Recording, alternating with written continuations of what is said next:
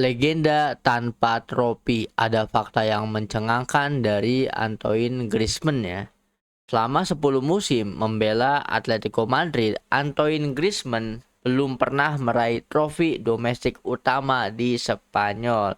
Masih 0 La Liga, masih 0 Copa del Rey. Ini catatan Antoine Griezmann bersama Atletico Madrid ya.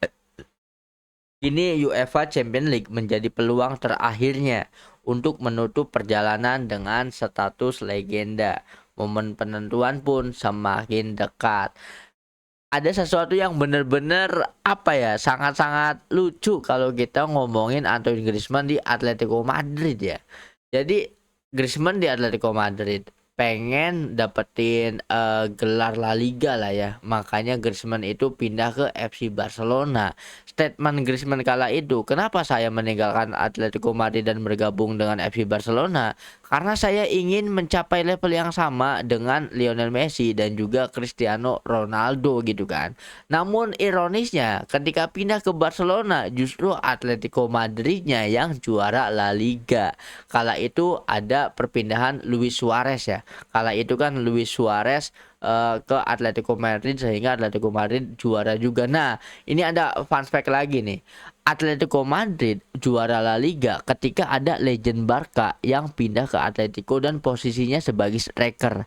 Kalau kalian masih ingat, dulu ketika David Villa dari Barcelona pindah ke Atletico Madrid mengangkat trofi La Liga bahkan sampai tembus ke final UCL ya. Dan terjadi lagi di Luis Suarez. Ketika Luis Suarez pindah dari Barcelona ke Atletico mengangkat trofi lagi. Namun apesnya di kedua momen itu Griezmann tidak ada di Atletico Madrid. Waktu pertama David Villa, Griezmann masih bermain di Real Sociedad. Yang waktu sekarang juga ketika Atletico meraih trofi La Liga, Griezmann yang main di Barcelona. Dan Griezmann bersama Barcelona itu cuman memenangkan Copa del Rey, satu Copa del Rey doang. Jadi secara karir, secara penampilan individu itu bagus sebagai pemain, tetapi secara karir mendapatkan trofi jauh banget dari ekspektasi ya. Bahkan Griezmann ini terancam akan mendapatkan label legend tanpa gelar gitu kan di Atletico Madrid, gelar domestik gitu kan. Ini sangat disayangkan banget ya. Ya semoga saja ini musimnya Griezmann untuk mendapatkan trofi ya. Satu-satunya harapan yang tersisa itu ya cuman UCL sendiri kan. Karena kemarin di Copa del Rey juga kan kalah sama Real Sociedad juga. Jadi memang parah banget nih perjalanan Griezmann bersama Atletico Madrid. Apalagi ini adalah musim terakhirnya ya. Karena di musim depan Griezmann itu akan bermain di MLS bersama Orlando City. Nah, tetapi di fanspage kita sendiri itu banyak yang berkomentar ya. Tetapi Bang, Griezmann itu sudah mendapatkan trofi dan trofinya nggak kaleng-kaleng yaitu World Cup ya, Piala Dunia. Makanya kalau menurut gue ini ibaratnya hoki seumur hidupnya Griezmann itu udah all in buat menangin Piala Dunia anjir. Sampai-sampai dia untuk piala prestasi bersama klubnya jauh banget ya, kayak dijauhin sama trofi karena udah keserap semua nih sama trofi Piala Dunia. Dan mungkin hal serupa terjadi juga sama Kylian Mbappe ya. Kylian Mbappe mendapatkan trofi di usia yang masih sangat muda, tetapi harus mengorbankan trofi UCL dan juga Ballon d'Or ya, karena sampai sekarang di usianya yang udah 28 ini udah bukan star boy lagi. Mbappe itu udah pemain senior ya. Di usianya yang ke-28 Mbappe masih belum menangin UCL dan juga masih belum menangin Ballon d'Or ya. Apakah karena memang hoki seumur hidupnya udah dipakai buat menangin Piala Dunia di tahun 2018 ya. Ini masih sangat menarik juga nih. Nah, kalau menurut kalian gimana nih tentang perjalanan karir Antoine Griezmann? Nah, pertanyaannya sekarang, seberapa besar kemungkinan Atletico Madrid untuk menjuarai Liga Champions? Pertanyaannya lebih mundur lagi lah ya. Seberapa besar Atletico Madrid bisa mengalahkan Arsenal di semifinal UCL? Coba dong drop opini kalian, jelaskan juga alasannya di kolom komentar. David Villa berbagi pandangannya perihal medali runner-up UEFA Champions League. Ia mengaku menyimpan medali perak saat bersama Atletico Madrid di rak yang sama dengan medali emas yang ia raih bersama FC Barcelona. Ketika anaknya bertanya alasan di balik itu, Villa menjawab dengan sederhana, mencapai final Liga Champions saja sudah sangat sulit, apalagi dalam kondisi tim yang tidak ideal. Ia mengenang bagaimana skuad Atletico saat itu tidak sedalam sekarang, dipenuhi pemain muda dan harus melewati laga berat termasuk bertandang ke Camp Nou hanya seminggu sebelum final. Sementara Real Madrid sudah lebih dulu fokus mempersiapkan diri.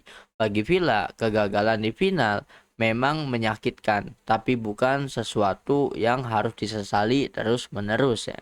Justru perjalanan hingga ke titik itu adalah pencapaian besar yang tetap layak untuk dihargai. Kadang bukan hanya soal menang atau kalah, tapi tentang seberapa luar biasa perjalanan untuk bisa sampai ke sana. Jadi ini cerita yang sangat menyentuh hati dari David Villa karena ini jarang disorot ya. Kebanyakan orang berpikir atau memandang kegagalan di final dan mendapatkan medali perak itu tidak bisa dibanggakan ya.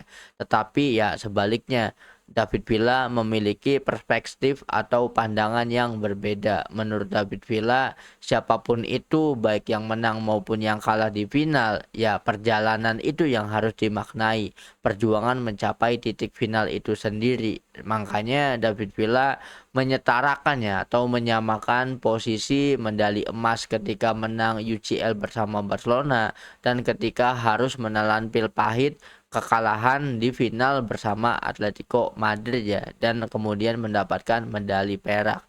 Jadi medali emas dan juga medali perak pada dasarnya mendapatkan kedudukan yang sama karena harus menghargai perjuangan mencapai ke final itu sendiri. Dan kekalahan, bahkan kekalahan di final pun bisa jadi sebuah kebanggaan ya. Masih tetap bisa dibanggakan karena perjuangannya ya emang bener-bener nggak mudah banget ya. Jadi ini respect banget buat David Villa. Semoga pemain-pemain yang mendapatkan runner up kayak ibaratnya Kylian Mbappe ya runner up UCL, kayak Kylian Mbappe juga runner up Piala Dunia, Messi juga runner up Piala Dunia, ya perjuangannya tetap sama ya. Itu patut untuk dibanggakan. So kalau menurut kalian gimana nih tentang pemikiran atau pandangan dari David Villa tentang medali emas dan juga medali perak di UEFA Champions League? Coba dong drop opini kalian di kolom komentar. Ada fakta yang sangat menarik. Musim debut Francesco Farioli bersama FC Porto benar-benar luar biasa dan berpotensi jadi sejarah. Tidak terkalahkan dalam 29 dari 30 laga di Liga Domestik. Hanya kebobolan 14 gol dari 30 pertandingan. Unggul 7 poin di puncak klasemen dan melaju hingga semifinal Piala Portugal. Awal yang nyaris sempurna, Farioli langsung menunjukkan dampak besar sejak hari pertama. Nah ini shout out untuk Francesco Farioli ya. Buat teman-teman yang nggak tahu, Francesco Farioli itu mantan pelatihnya Ajax ya. Dan ketika Ajax ditinggal sama Farioli, ya kita bisa melihatlah posisi Ajax yang sekarang itu kan terombang-ambing di Eredivisie. Tetapi sebaliknya, berkah untuk FC Porto ketika berhasil mendatangkan Francesco Farioli ini ya, karena bukan kaleng-kaleng lagi, bahkan ini adalah musim pertamanya bersama FC Porto guys. Catatannya sangat impresif banget, bahkan tidak terkalahkan, 29 match tidak terkalahkan dari 30 laga di liganya itu sendiri ya. Dan yang paling mencengangkan adalah hanya kebobolan 14 gol dari 30 pertandingan. Jadi rata-rata banyak clean sheet ya. Ibaratnya setengah dari pertandingannya itu bisa jadi clean sheet kan, bahkan lebih banyak lagi. Jadi lebih dari 15 pertandingan lah bisa clean sheet gitu kan. Ini ya keren banget ya. Apalagi sekarang ada di puncak klasemen dengan selisih 7 poin dengan posisi kedua. Dan apakah kalian tahu siapa yang berada di posisi kedua? Jawabannya adalah Jose Mourinho-nya Benfica anjir. Jadi ibaratnya di posisi pertama ada FC Porto milik Francesco Farioli, di posisi kedua ada Benfica milik Jose Mourinho. Dan hal yang paling menarik di Liga Portugal tahun ini, musim ini adalah Benfica satu-satunya klub yang belum pernah terkalahkan atau ada chance untuk unbeaten ya. Tetapi ironisnya ada di posisi 2 klasemen. Meskipun unbeaten tidak pernah kalah, kalau jumlah serinya banyak ya gap poinnya juga ada ya, banyak ya. Makanya mungkin pertarungan antara FC Porto dan juga Benfica ini ya, yang kalah itu yang banyak seri anjir, karena kalau menang ya dua-duanya auto win semua ya ibaratnya kan. Ini sangat menarik juga nih untuk peta kekuatan FC Porto. Nah, dengan performa apik di musim pertamanya, besar kemungkinan Francesco Varioli ini akan banyak dilirik sama klub-klub di Liga Inggris.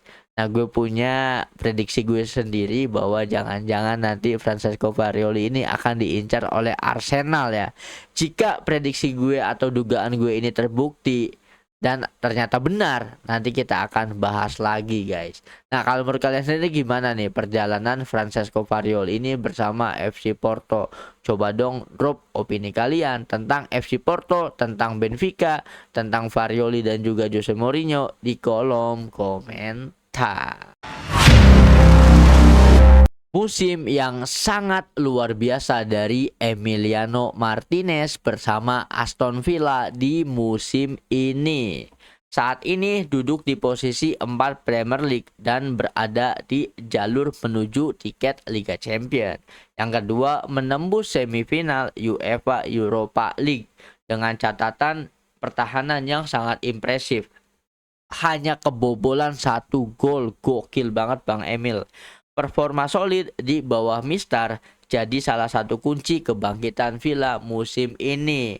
Kita bahas performa apik Emiliano Martinez, sang pahlawan Argentina di Piala Dunia 2002 ini guys. Yang pertama, di awal musim Emiliano Martinez itu sempat ingin berpamitan dengan Aston Villa ya. Entah itu konflik internal atau apa, gue juga lupa waktu itu. Tetapi belum ada klub yang minat atau tertarik karena secara usia ya udah di masa-masa akhir karirnya ya kan. Dan akhirnya karena tidak ada klub yang berminat untuk merekrut Emiliano Martinez dari Aston Villa, akhirnya Emiliano Martinez bertahan di Villa Park ya. Tetapi ini menjadi berkah tersendiri bagi Aston Villa karena penampilan gemilang dari Emiliano Martinez di bawah Mister Gawang. Di IPL-nya sendiri, Aston Villa yang ditukangi oleh Unai Emery itu berhasil stay di zona Liga Champions di klasemen 4 ya, hanya ada di bawah Manchester United gitu kan. Namun catatan impresif lainnya datang dari Europa League, UEFA Europa League, di mana ini adalah turnamennya khas Unai Emery ya. Yang mencengangkan, sepanjang turnamen ini digelar hanya kebobolan 1 gol guys. Ini benar-benar dampak besar dari Emiliano Martinez di bawah Mister Gawang. Jadi meskipun menang tipis, meskipun dari barisan lini serangnya tidak bisa mencetak banyak gol, at least kalau nggak kebobolan ya tetap menang ya. You still win the game anjir. Jadi memang ini kunci banget, kunci apa ya ibaratnya ya. Ini benar-benar jadi pemain kunci, jadi pemain andalan dan jadi sosok yang menjadi kebangkitan Aston Villa. Ini juga menjadi kabar baik untuk timnas Argentina ya, karena jika performa Emiliano Martinez ini lagi on fire banget di klub, otomatis performa ini bisa ditularkan ketika membela Argentina ya di Piala Dunia 2026 nanti ya.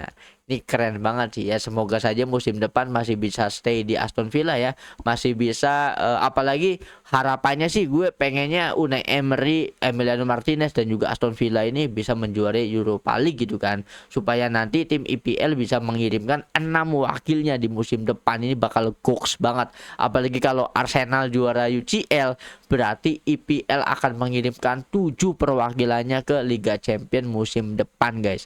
Nah, pertanyaannya sederhana, gimana menurut kalian soal performa apik dari Emiliano Martinez ini guys? Coba dong drop opini kalian di kolom komentar.